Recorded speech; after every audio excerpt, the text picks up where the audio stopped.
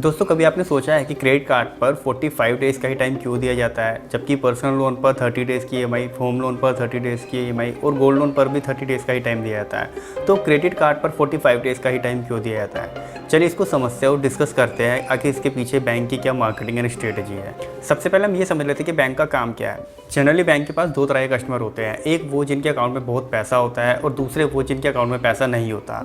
अब जनरली जिनके अकाउंट में पैसा होता है या तो वो सेविंग अकाउंट में होता है या वो एफडी के रूप में फिक्स डिपॉजिट में होता है। अब इस पर बैंक को नॉर्मली 4 से 7% का पर एनम के अकॉर्डिंग ब्याज देना होता है और इसी पैसे को बैंक इन कस्टमर को देता है जिनके पास पैसा नहीं होता है, एज ए लोन के रूप में, चाहे वो पर्सनल लोन हो, होम लोन हो, बिजनेस लोन हो, किसी भी लोन के रूप में यही पैसा बैंक कस्टमर को देता है और इस पर 12 से 18% का चार्ज करता है। तो इसके बीच का जो डिफरेंस होता है ये बैंक की इनकम होती है। इसके अलावा भी बैंक का एक बहुत बड़ा मेजर सोर्स ऑफ रेवेन्यू होता है, वो होता है कस्टमर का डिफ़ॉल्ट होना। जी हाँ, बैंक ये कभी नहीं चाहता कि उसका कस्टमर डिफ़ॉल्ट ना करे।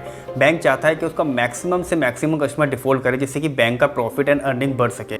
और यहाँ पर मैं रिटेल कस्टमर की बात कर रहा हूँ, एचएनआई कस्टमर की नहीं। चलिए इसको भी समझ लेते हैं, रिटेल और एचएनआई कस्टमर कौन होते हैं। Retail customer generally middle class या सैलरीड क्लास आपकी और मेरी तरह होता है, जिनको बैंक 2 लाख, 5 लाख, 10 लाख, 50 लाख, 1 करोड़, 5 करोड़ तक का लोन सैंक्शन करता है। और 5 करोड़ बैंक के लिए बहुत बड़ी बात नहीं है। वही अगर हम एचएनआई की बात करें तो हाई नेटवर्थ इंडिविजुअल वो कस्टमर होते हैं जो बड़े बड़े कॉर्पोरेट क्लाइंट, बड़े बड़े बिजनेसमैन होते हैं, जिनको बैंक 5,000 करोड़, 10,000 करोड़ या 25,000 करोड़ इससे भी बड़े बड़े लोन देते हैं।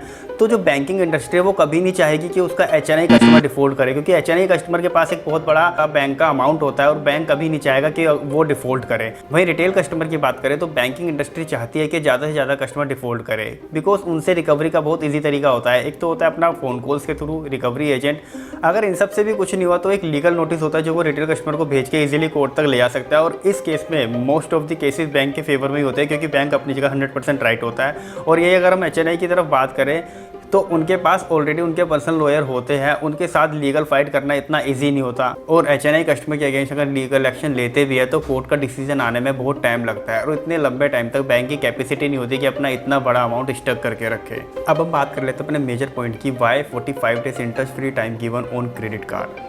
Generally credit card middle class या सैलरी क्लास को ही दिया जाता है। अब सैलरी आने से पहले कुछ खर्चे ऑलरेडी खड़े होते हैं, जैसे कि electricity bill, water bill, house rent, दूध वाले का, जनरल स्टोर का, एटसेट्रा। अब ये सब हमारे मंथली एक्सपेंसेस होते हैं और क्रेडिट कार्ड जिसमें 45 डेज़ का टाइम दिया जाता है वो हमें मंथली एक्सपेंस नहीं देता। अब इसको हम इस तरह देखते हैं, 45 डेज़ माइनस 30 डेज़ कर देते हैं तो बस से हमारे 15 डेज़। 15 डेज़ मीन्स हमें क्रेडिट कार्ड कंपनी बिल्कुल बीच में छोड़ती है। 15 दिन पहले हमारी सैलरी आई होती है और 15 दिन बाद हमारी सैलरी आनी होती है। ऐसे में जब क्रेडिट कार्ड की ड्यू डेट आती है तो कस्टमर को ये फील होता है कि मेरी 15 डेज़ बाद सैलरी आएगी, मैं तब पूरा पे दूंगा, अभी मैं मिनिमम ड्यू पे कर देता हूं। और गाइस यहीं से मिनिमम ट्रैप स्टार्ट हो जाता है। बैंकिंग इंडस्ट्री चाहती तो और लोन्स की तरह क्रेडिट कार्ड का भी 30 डेज का टाइम दे सकती थी, लेकिन उन्होंने ये मार्केटिंग स्ट्रेटेजी अपनाई कि अगर हम 30 डेज का टाइम देंगे तो और एक्सपेंस के साथ क्रेडिट कार्ड का बिल भी एडजस्ट हो जाएगा और इससे बहुत कम कस्टमर डिफॉल्ट करेंगे।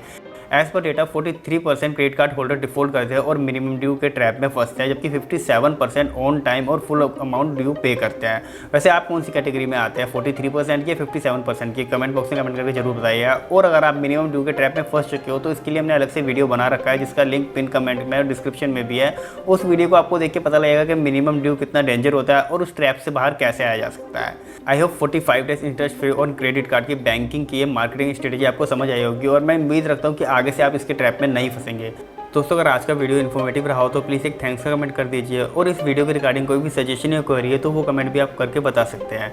इन कमेंट से ही हमें पता लगेगा कहाँ और कितना इंप्रूव करना है। और अगर वीडियो पसंद आया तो प्लीज़ इसे लाइक कर दीजिए, ज़्यादा से ज़्यादा लोगों के साथ शेयर कर दीजिए और ऐसी फ्री वेल इन्फॉर्मेटिव वीडियो के लिए हमारे चैनल को सब्सक्राइब कर दीजिए एंड बेल आइकन को क्लिक कर दीजिए, सो दैट जैसे हमारी वीडियो है वो आप तक पहुँच सके।